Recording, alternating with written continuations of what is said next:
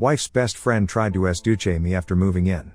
So I ran out, but when I got back it turns out she had given her permission to do it because they wanted an open marriage. My wife, Kate, has a best friend, Sandra, with whom she shares a uniquely close bond. They both call each other sisters. Their friendship began back in college, where they met and quickly became inseparable. Even after they graduated, as life grew busier with jobs, relationships, and responsibilities, Kate and Sandra remained a significant part of each other's lives, never letting distance or time diminish the bond they shared. When Kate and I first began dating, she was upfront about Sandra's importance in her life. She would often speak of Sandra with such warmth and respect that it was easy to see just how much her friend meant to her. Kate always made it clear that for our relationship to flourish, I would need to make a strong impression on her best friend and sort of get her acceptance. The first time I met Sandra, I wanted to make sure that she knew I respected her friendship with Kate. So, along with the bouquet I brought for Kate, I also picked up a second bouquet for Sandra as a friendly gesture. When I presented the flowers to Sandra, she started awing and seemed genuinely touched by my gesture. During our conversation, she seemed to warm up to me fairly quickly, and by the end of the evening, I knew I had her approval. Kate seemed really happy to see me and her best friend get along. However, I will say that I did notice a few red flags. For example, Sandra loved talking about only herself. She seldom asked any questions or let anybody else speak. It was like she loved only hearing her own loud voice. If me and Kate even looked at each other or held hands, Sandra would snatch her hands away from me and joke about how I should remain a gentleman, as if holding hands with my girlfriend was somehow inappropriate. At one point, when Kate was bragging about how good of a boyfriend I was to her, Sandra joked how Kate should probably break up with me so Sandra could have me instead. She did laugh while making this joke and Kate didn't seem to mind about her comment, but it made me feel a bit weird. However, I didn't want to overthink and create any issues, since my only goal was to earn Kate's best friend's approval for a smoother path in our relationship. What I didn't realize back then was that this first meeting with Sandra, which seemed like such a simple and positive experience, would actually set off a chain of events I couldn't have predicted. I don't mean to sound presumptuous, but looking back, Sandra may have had an interest in me right from the start beyond just friendship. For years, I have always brushed this thought aside, dismissing it as my own misinterpretation of her friendliness. After all, I never had any romantic interest in Sandra. My love and devotion were, and still are, entirely for Kate. Yet, as time has passed, Sandra's actions have hinted at something more. Subtle gestures, lingering looks, and the way she behaves when we are all together sometimes feel very inappropriate. For instance, before Sandra ever got married, she would often insist on joining Kate and me on our dates, sometimes nearly every other weekend. Kate and I would plan a night out or a cozy dinner together, expecting it to be just the two of us, only for Sandra to somehow find a way to insert herself into the plans. It was as though she loved being a third wheel in our relationship. Of course, my wife didn't seem to mind Sandra's constant presence. In fact, she probably saw it as just another expression of their close bond. But for me, it was frustrating. I wanted to enjoy time alone with Kate, to be able to focus on her and make her feel special without distraction. But with Sandra there, my gestures toward Kate, small acts of affection like holding her chair, opening doors for her, or even putting sunscreen on her at the beach seemed to take on a different dynamic. Sandra often insisted that I do these things for her as well, almost as if she expected the same level of attention and care I showed Kate. Naturally, I strived to be courteous. I was raised by two older sisters who instilled in me the importance of being respectful and thoughtful toward women. However, with Sandra, it was different. She didn't simply appreciate these gestures in passing, she outright demanded or assumed I would do them for her too, as though it was my responsibility to treat her with the same affection I showed my own partner. As a result, it began to feel less like friendship and more like she was expecting me to play the role of her boyfriend, and this made me uncomfortable.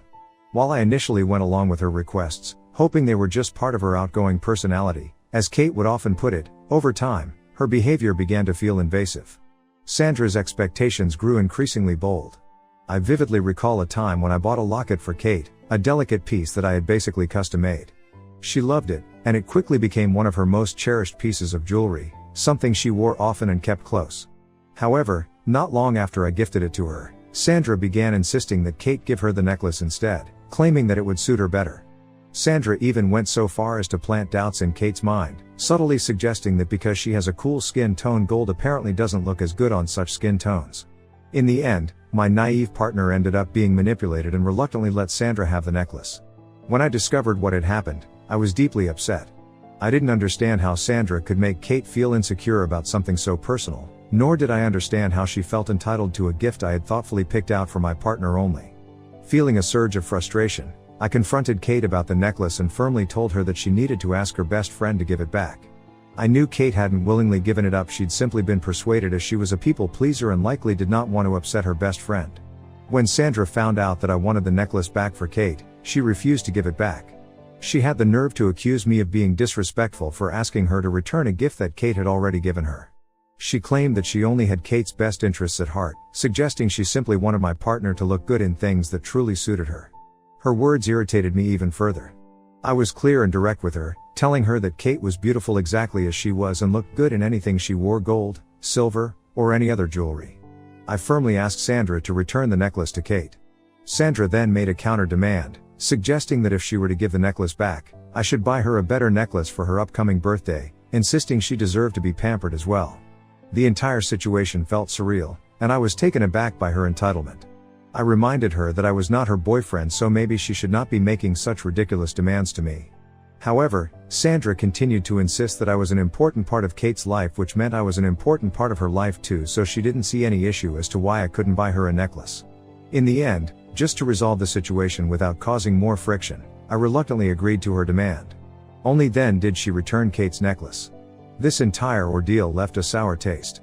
It made me question the true nature of Sandra's intentions, as well as the effect her friendship had on my wife's sense of self. If you're wondering why Kate would allow her best friend to overstep time and time again, well, that's simply who my wife is. Kate is extremely kind. She tends to see only the best in those she loves and is often willing to overlook their flaws and mistakes. When it came to Sandra, this is especially true. They have known each other for so long that their friendship was almost woven into the fabric of Kate's life, making it difficult for her to establish clear boundaries with someone who felt more like family.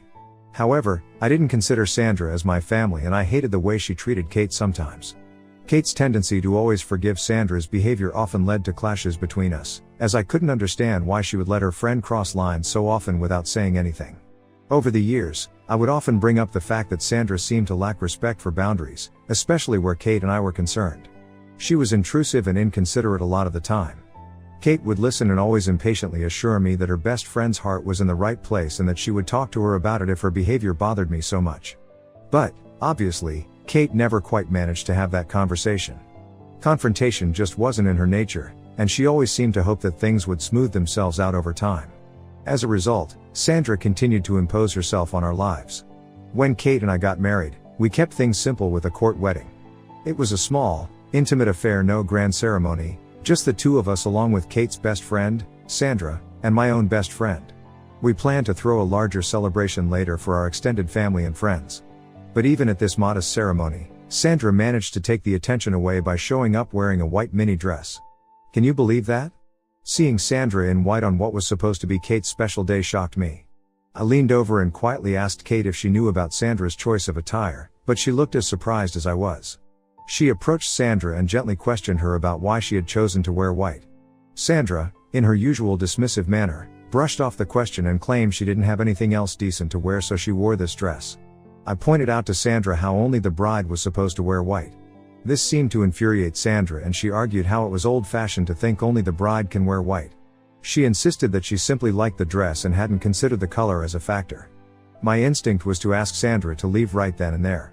Her disregard for such a basic wedding tradition felt, to me, like an intentional attempt to make herself the center of attention. But before I could say anything, Kate stepped in, asking me to let it go. She explained that Sandra was her best friend and that, even though her actions were questionable, she couldn't imagine our wedding day without her there. Kate's forgiveness and loyalty to Sandra were almost boundless, and once again, I found myself putting aside my frustrations for her sake. Throughout our marriage, Sandra has continued to make offhanded, flirtatious comments toward me. She would compliment how great my arms look, or how hot I looked in black shirts. The first few times, I tried to brush them off, thinking maybe she was just overly friendly. But her behavior never seemed to change. In fact, it grew bolder over time.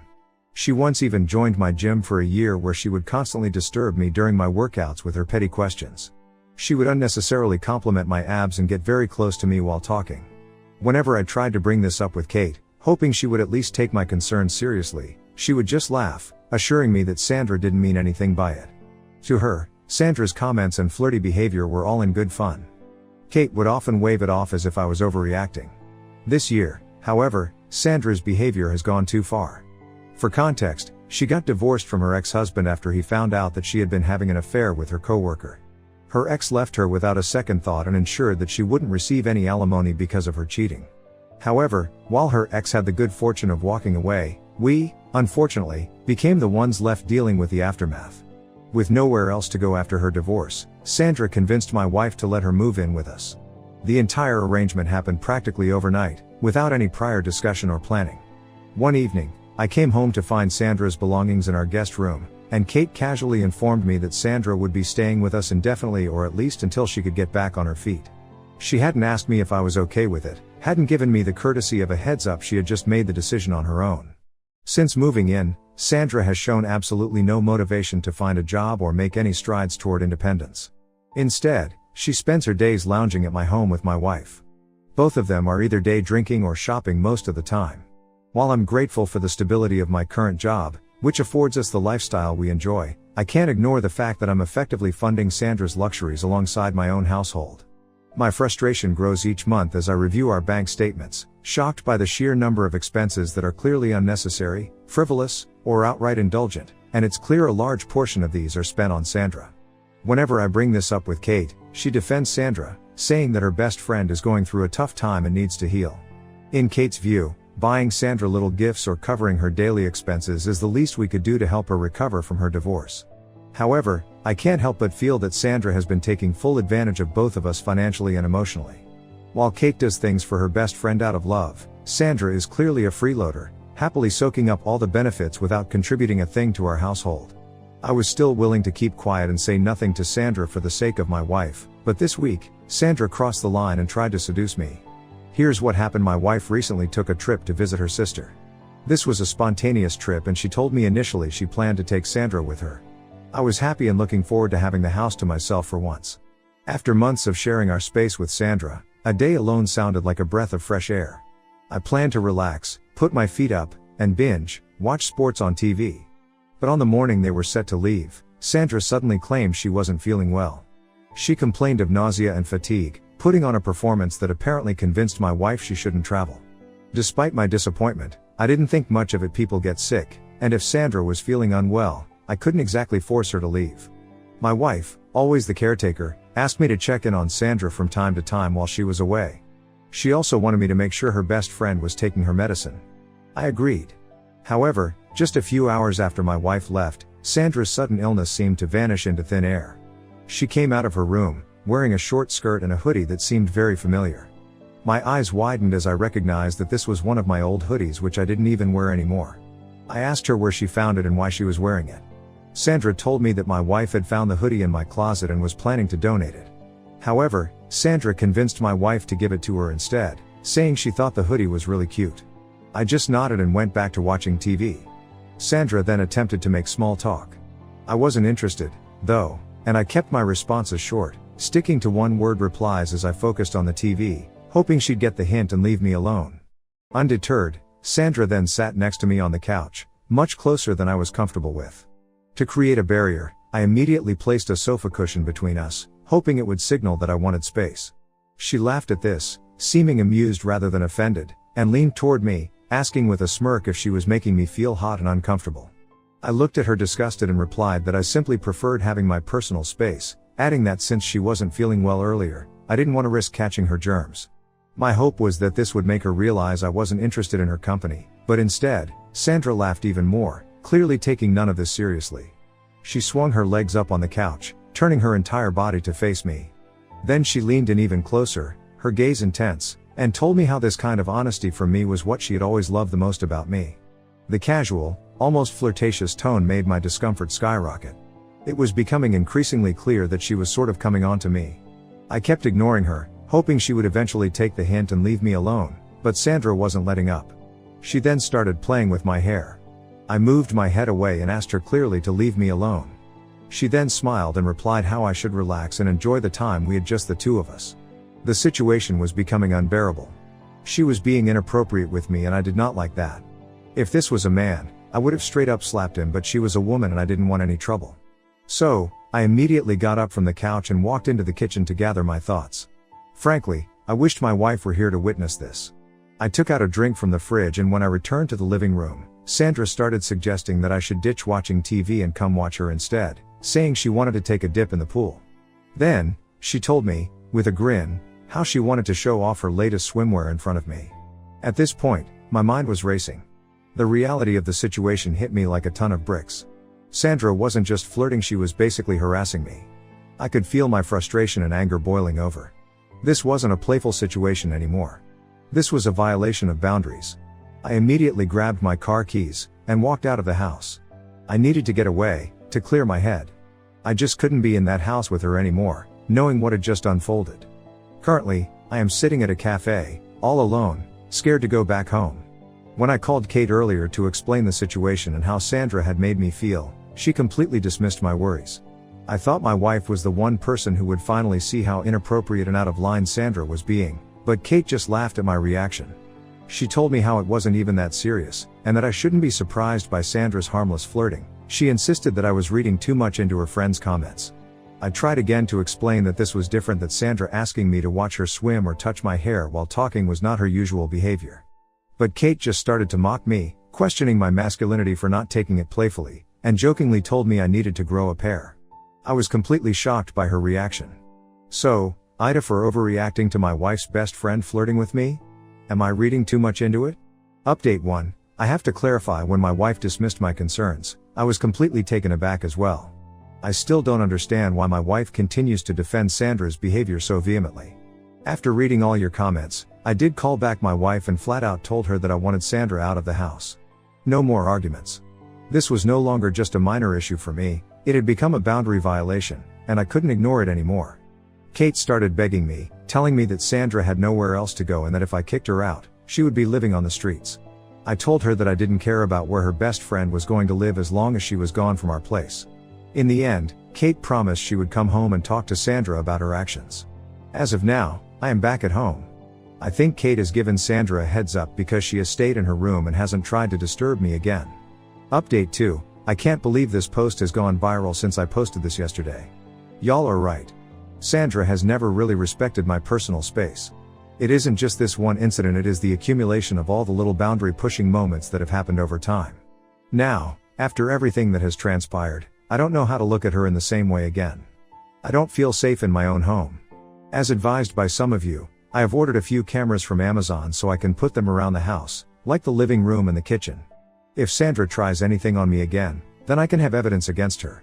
Also, Sandra did send me a text message, an apology of sorts. Maybe Kate asked her to do this, I don't know. Sandra hasn't yet dared to face me since yesterday and has pretty much been locked inside her room. In the text message, she apologized for making me feel uncomfortable and wrote that it wasn't her intention to cause any problems. I didn't bother replying back to the text. Update 3. It's been a week since my last update. So, my wife is now back home, and it seems like she and Sandra have spent a lot of time talking through what happened that day.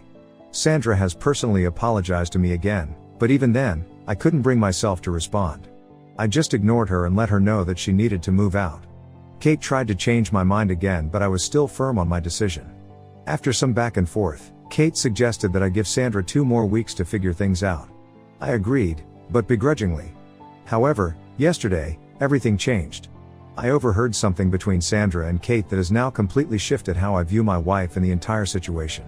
You see, I was out for my usual morning run, and when I came back home, I could hear Sandra and Kate talking in the living room. I generally come in through the back door, every morning, after my run. I guess this time they just didn't hear me. Initially, I wasn't even paying much attention to their conversation, until I heard Sandra's voice clearly, saying to Kate, "You're so unlucky to have an uptight husband like him." I froze when I heard that. I then heard Kate laughing like she didn't see anything wrong with what her best friend had just commented about me. Sandra then told Kate that it was going to be very difficult to convince me to agree to an open marriage setting since I was never easily swayed. I was confused when I heard that. What did they mean by open marriage? Then, I heard Kate say that she wished I was more broad-minded like other men. Almost in frustration, she added that things could have been so much easier if I had just slept with Sandra when we were home alone. Sandra then jokingly told my wife that she had tried her hardest, but I just wouldn't budge.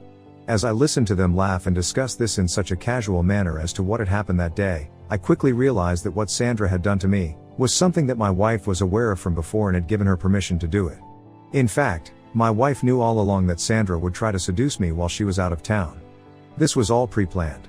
My stomach churned realizing that my wife encouraged this situation, pushing me into a position where I might eventually give in, all in the name of some twisted idea of an open marriage. This wasn't just about Sandra anymore, this was about my wife, the woman I trusted and loved, being complicit in something so disgusting. How could Kate allow Sandra to behave so inappropriately with me? I had never imagined that my own wife would be a part of this. However, as they continued talking, I became even more and more sure. At that moment, I couldn't take it anymore. My voice was shaking with fury as I walked out and confronted Kate, asking her if everything I had just overheard was true. Was she really complicit in allowing her best friend to harass me? Did she want me to sleep with her best friend while she was out of town? Was this what our marriage had been reduced to? The look on Kate's face was one I'll never forget. She went white as a ghost. Sandra, too, was wide-eyed, her expression frozen in shock, realizing she'd been caught in the act. Kate sputtered for a moment, clearly caught off guard, and then tried to explain that I wasn't supposed to hear their conversation, that she wanted me to calm down first. I firmly asked her to not lie anymore and just tell me the truth, since I had pretty much heard everything, so there was no point hiding. This is when Kate started to say how she had wanted to talk to me about open marriage for quite some time, but that she was afraid to bring it up. At that point, I asked her directly if she really wanted an open marriage, and if she really wanted to go out with other people. Kate's eyes darted towards Sandra before she nodded as if it was no big deal. My entire world crumbled at that moment. Kate was the love of my life. I had loved her and couldn't even imagine cheating on her. However, she clearly did not think of me that way.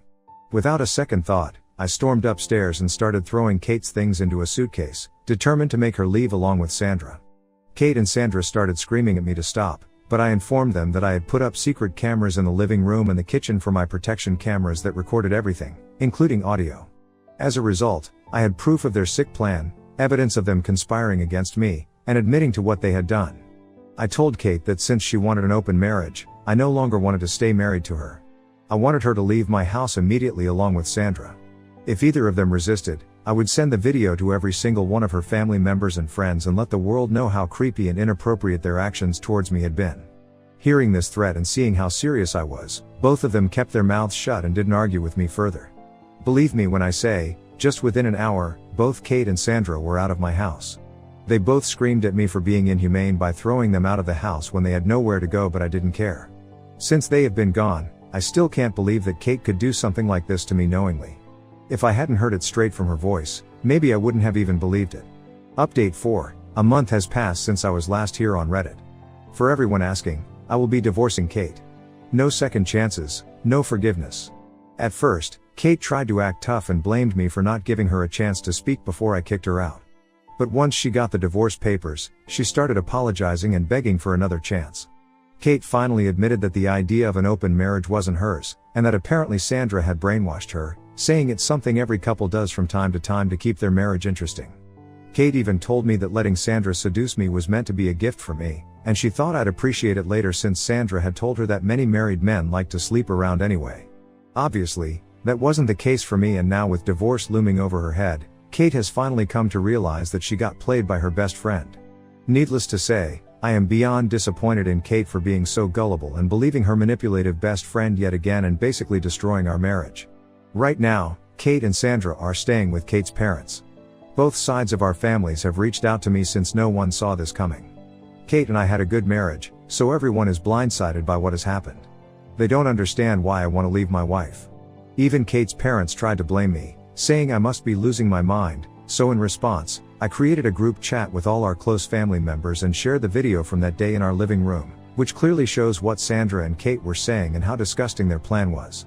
I also explained how Sandra has behaved inappropriately with me multiple times, and how Kate has encouraged her best friend to cross the line, all in the hopes of pursuing an open marriage, which I do not believe in.